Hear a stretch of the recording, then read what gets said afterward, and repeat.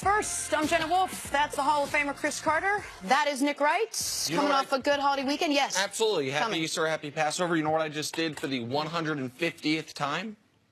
Sent out what's coming on today's show. 150 shows as awesome. of today. Nailed it. 150. Who would have thought? The 150 shows. Yeah. The first show, you got a little snow off in your hair walking across the street. Okay, yeah, apologies, my bad. Apparently, this is just the way it's going to be this spring, where we just get random snowstorms in the middle of April. But it's good, you know. It reminds us that baseball is here. Is what it does. Oh, yeah, no baseball game for me today. Oh, that's right. You were going to go to the Yankees home opener. Yeah, I got a little sick. I got a note from my teacher. I'll be back though at the stadium. Don't hold those tickets. As the sun comes, so does CC. All right, well, let's start with a little football because it feels like football weather. 2 months ago, the Patriots lost the Super Bowl. Less than 5 minutes after that, focus turned to next season. That's the Patriots way. That's the Belichick way.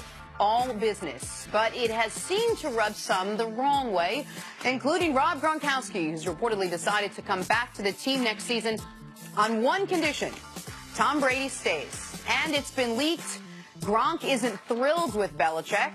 So let's start with UCC. What is your reaction to this whole story now? Well, I'm not surprised. I mean, I know a number of players that have played for New England, and there's a certain amount of compromise that you give in going to New England. Now, Gronk is very fortunate. He was drafted by New England.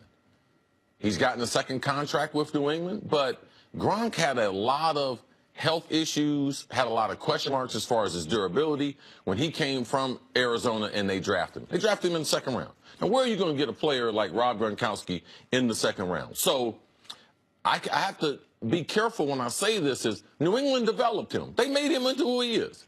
They weren't running the kind of offense they ran until they got Gronk. And you see them, they've adapted, they've moved him outside, they've highlighted his ability. I mean, he's had a fabulous career there. But from a personality standpoint, I know, Nick, you think that the 47-man roster or the 53-man roster there in New England, it's really like one said the New England way, the way they accept Gronk into the system there and allow him to do a lot of other things that they wouldn't allow other Patriots to do. So I would say that they've compromised a little bit and allowed Gronk to fulfill, maybe be true to his personality, but anyone in the league knows, man, when you're going to New England, like, this is not about fun and games.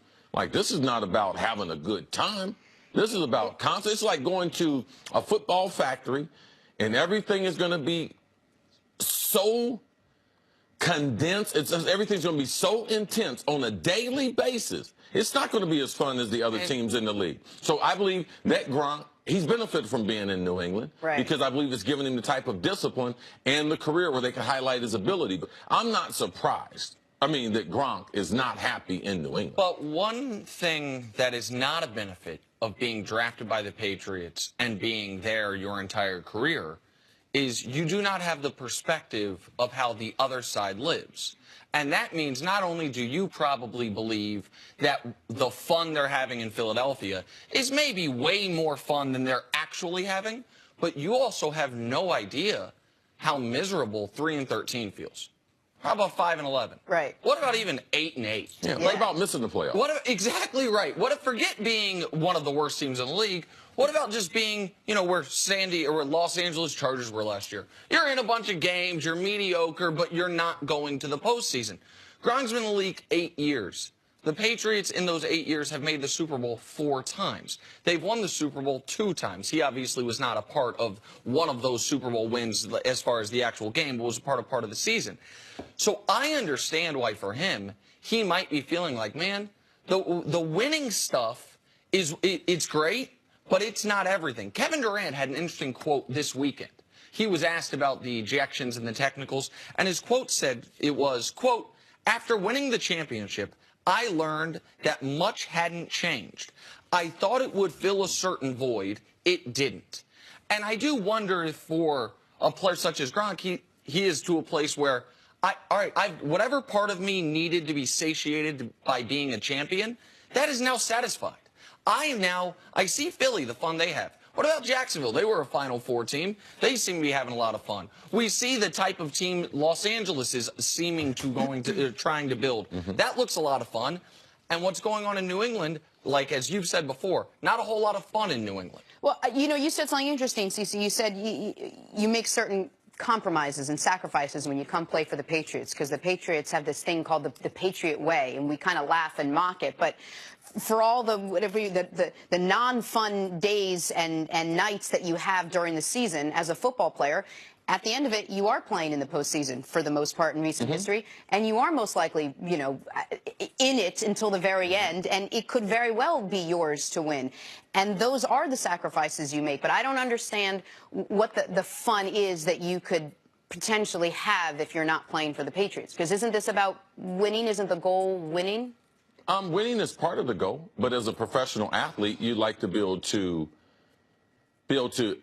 understand, engage in a lot of different things. New England, from a social media standpoint, from a comment standpoint, their comments are monitored more than any. Actually, they are put on restriction.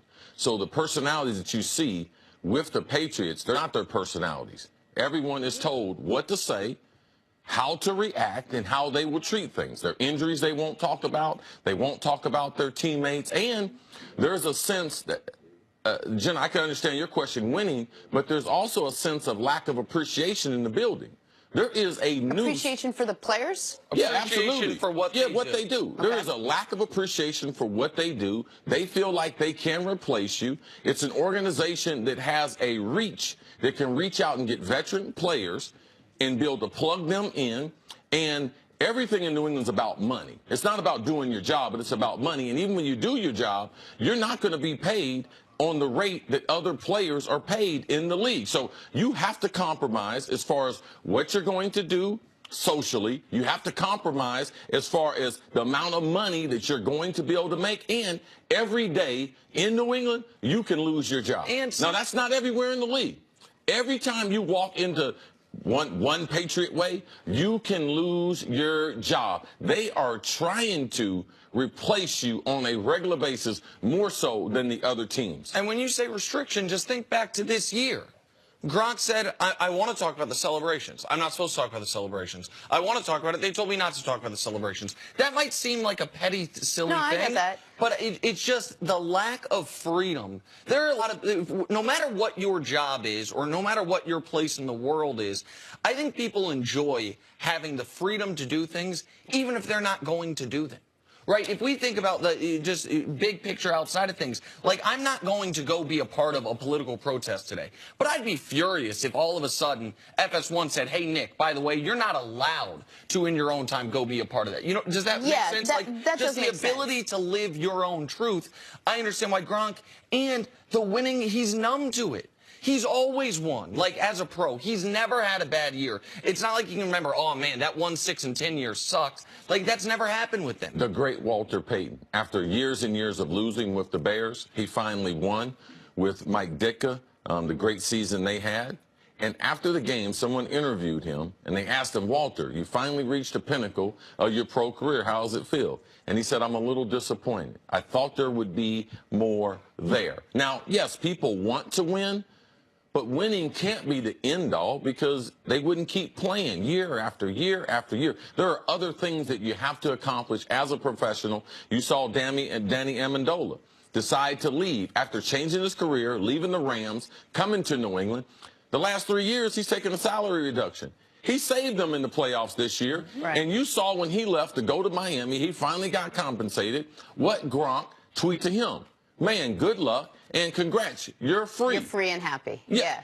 Why would he say something like that? But if winning is the thing you're in it for, and a lot of these players, that's what they want to do is yeah, that win. sounds good in the press conference, okay, Jenna, but they're not in it for that, all right? The number one thing you come to the National Football League, I'm getting ready to make me some money. All of us are getting ready to make some money. All of us ain't going to win. But I'm here to make some money, and I'm getting ready to make a career. Now, everyone sounds, oh, that's the right thing to say. Oh, yeah, I'm here about winning. Let me tell you something. You stop paying them. And you see how many of them are there just to win. There's a reason, though, that the Patriots are in it at the very end. They do things a certain way, like it or not. there is a reason why they hold their standard up here. That's something that is Coach Mangini would fully agree with you. I'm not sure exactly where Chris stands on it. I think that is more myth than fact. I think the reason the Patriots have held their standing the way it is not their social media policy, is not their press conference policy. I think it's their head coach and quarterback. I think, and the system those two have put in place, as far as from the head coach managing the cap, from the quarterback continually improving. I think you some don't of the think other it's stuff, the culture, that all of it is the culture, that it is buttoned up, head down, we don't look past this coming week ever, and all these things are small I little believe it is the culture, steps. but it's also the culture, too, that got Malcolm Butler benched in the Super Bowl. Yeah. It's that kind of culture that you have sacrificed everything. You're in the biggest game of your life, and the man who benched you, you can't even get a straight answer from him. He won't even talk to you as a man.